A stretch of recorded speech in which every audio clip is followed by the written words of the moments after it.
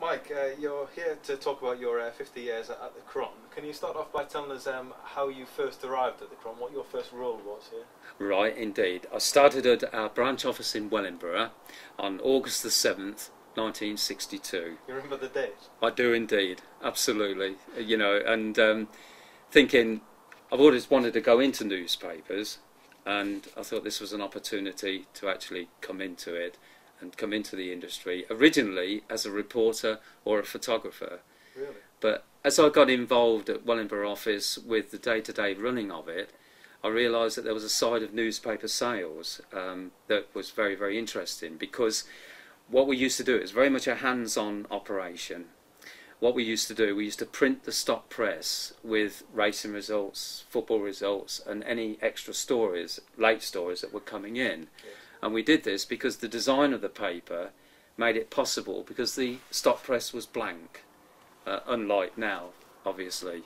And using an old pre-war Gestetner machine and printing a silk onto it, what we called a silk, Yeah. we were able to use a typewriter and print all of these results into the newspaper. So that was important for people getting their sports results, for example? Absolutely. And one of the most amazing things was that if you, for example, went round the town centre in Wellingborough with the 4:30 results of the racing results of that day, people would see the poster and they would say, "Oh, I'll have that," and they would buy the paper on the strength of that 4:30 winner. I've witnessed some of the most major stories that have occurred in Northamptonshire over the years. Some real major stories that have sold us thousands of extra papers. And the example being the Northamptonshire floods in Far Cotton and St James. That again was a massive story for us, because the whole disaster was unfolding as the day went on that Thursday. And of course on the Friday we started to carry the first pictures and the front page headlines as well. And that sold us thousands of extras, and of course we were there with the bills and also the extras and availability.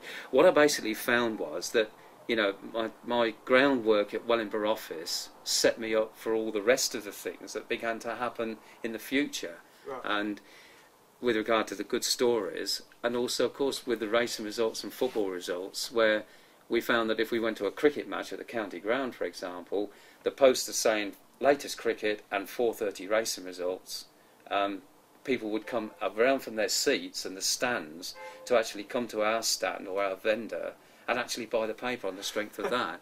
And it carried on like that through places like Silverstone with the latest grid positions, and also Lord's Cricket Ground in London, where we actually sold there for about, I think it was 7 years on the trot. We sold at Lord's Cricket Ground.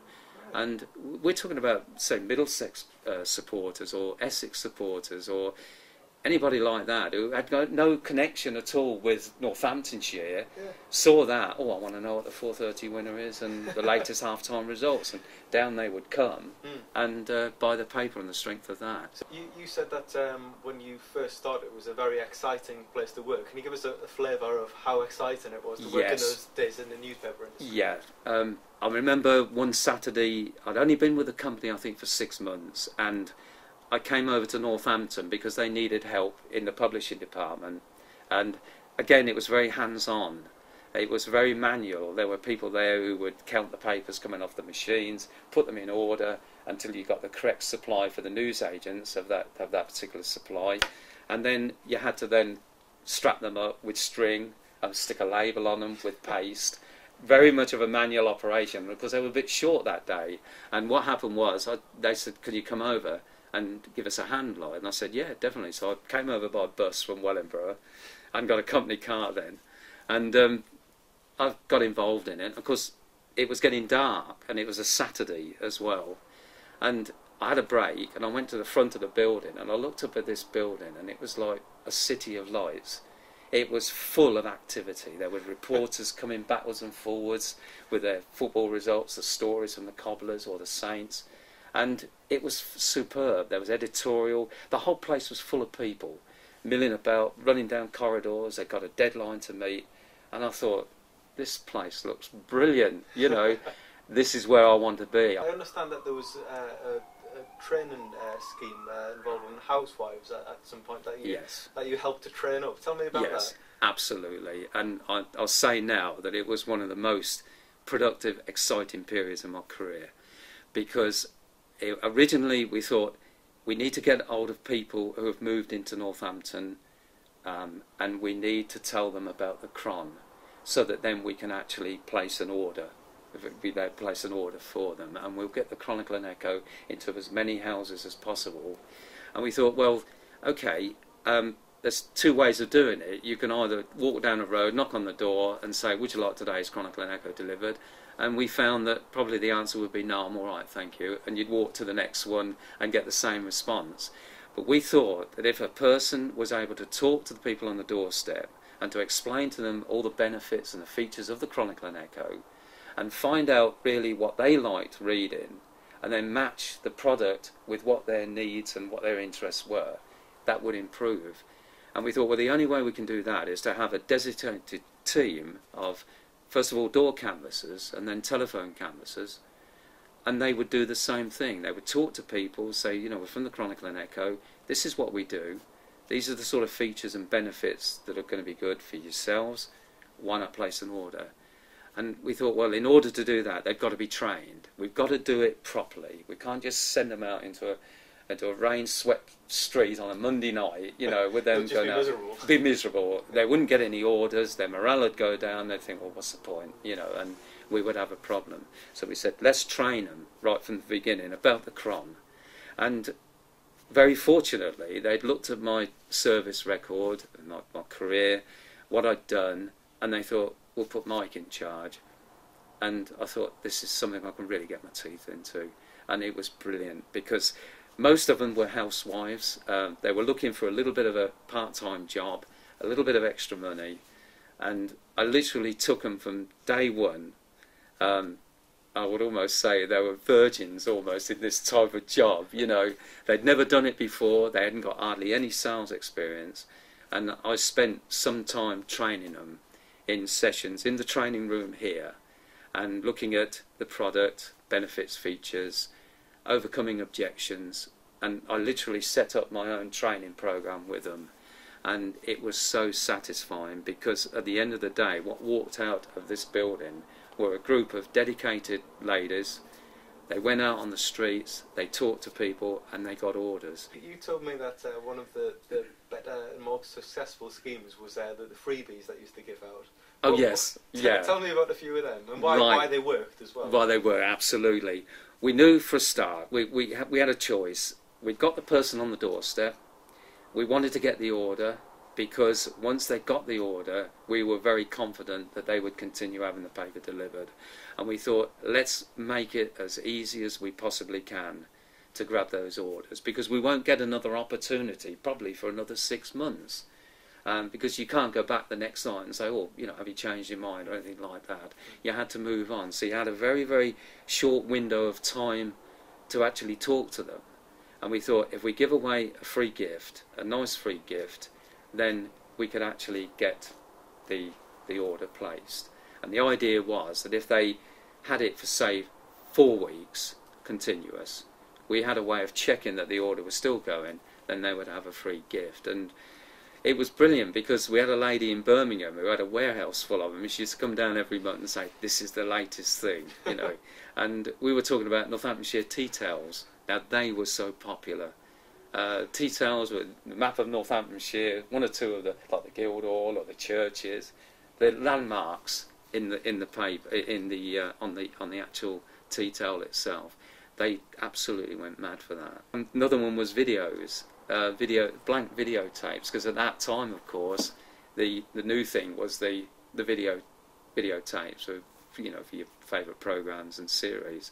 And because we were buying in bulk, they were so cheap, you see, and basically, so if you place an order tonight also, after 4 weeks, you can have this new video tape, you know, for taping your favourite programmes. In the end, they were saying, actually, my friend next door, they've just had a new VHS installed, she'll have one, you know, she'll have the Chronicle and Echo delivered, don't worry about that. And it's funny, as time went on, you started to get some kind of sixth sense, if you like, about, that's a good story, you you know, we'll go to town on that. And it's funny, I mean, not all the time did they pay off. Sometimes you think, we've got a brilliant story there, and it wouldn't sell you any extra copies at all. Other times it would, you know, and you think, crikey, they're flying off the counter because of this. But in the end, you got a rough idea of the sort of stories that worked and those that didn't. Yes. What was it like when you first got into your marketing position? The sort of atmosphere in the newsroom when you used to come in. It must have been quite a busy time at those. Very busy. Yeah. Yeah, very, very busy. We had at that time the first edition and the final edition. We had the Saturday evening sports paper. There was a lot of extra copies, extra editions being produced. We even went to Luton. We had a Luton edition. At one time we had a Daventry edition. And of course then it was a case of telling people what we were doing. Because that was a very important responsibility. We need to tell people what we're doing, what the Chron can give them. And of course the canvassing was ideal for that, because the person talking to the person on the doorstep about it, but also the day-to-day publicising of the paper and what was in it. Recently, I mean, we've heard a lot of news about Hillsborough this week, and funnily enough, it triggered my memory about the night or the day, the afternoon that it happened, 3:15 on that Saturday afternoon. Of course, when I found out about it, I contacted publishing, my friend Chris at the time. He said, yeah, editorial know about it. We're going to be doing a front, back page change, and also something in the middle as well, with the latest pictures and the latest editorial on it. And of course, you think, my God, we are sitting on a massive story. And of course, we came out at 5:30, and we would be literally one of the first newspapers to actually carry it.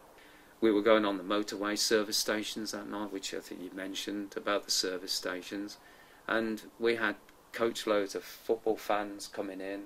There we were on our stands, and in front was the bill saying Hillsborough disaster, many dead.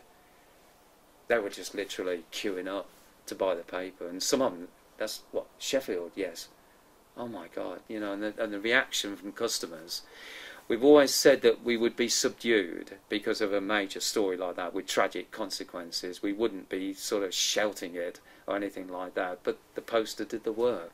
What happened was with me, when something started to happen, and I realised that we're not just a daily newspaper or an evening newspaper as we were at that time, we're part of a historical event, and that started to literally kick in with me. Thinking this is more than just selling newspapers. People will talk about this story years to come, and on that particular day our newspaper was involved in it. That's one of the biggest reasons why I stayed, because I thought, you know, we're a lovely local daily newspaper, and yet we've handled some of the biggest stories in this country.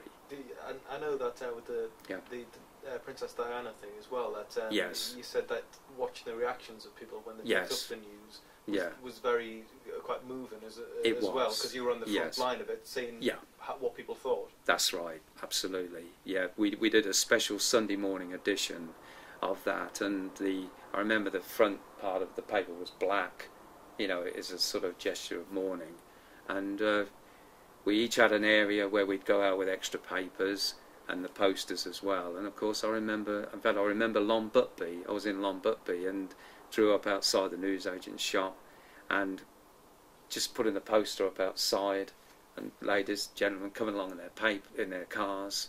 They saw the poster. That's not Lady Diana, is it? I said, yes, it is. Oh my God! And there were people there. You know, the housewives were just looking at it, and out come the Yankees. Oh my God, no! You know, and out come the tissues and everything. And you think, again, this is not just selling newspapers. This is something, you can't put a name to it, but it's something that you think, this is important. This is something else other than just selling the papers. Going back to what you were saying earlier on about the floods as well. Yes. You were telling me about your experiences with news agents. Yes. And how hardy they were during that. Yes. Can you tell us a bit about that? Certainly, yes. I mean, I was on duty on the Saturday, and I got a call from a newsagent in St James Park Road, and he rang me up because we used to give him our mobiles and things like that, and he said, basically, he said, you know, is there any chance I could have some Chronicle and Echoes? He said, I've got some bread. I managed to get hold of some bread and milk from somewhere. I mean, customers are coming in and they're asking for the Chron. And I said, no problem, we'll get them straight down to you. And of course, we wondered what we were going to go into. And of course, you're going into an area where there were people walking about with dinghies, there was army personnel down there, there were cars with branches sticking out the side of them and smashed windscreens, and mud, devastation everywhere, and it was unreal. You know, you think, I'm going into an area that is totally unrecognisable.